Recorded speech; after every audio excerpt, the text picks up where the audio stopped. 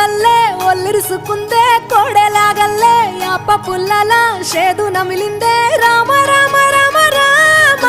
తలకు పోసుకుందే నా నేల తల్లే అలికి పూసుకుందే ముగ్గు సుక్కల్లే సద్ది ముటల్లే సగబెట్టుకుందే బాయి గిర్కన పల్లె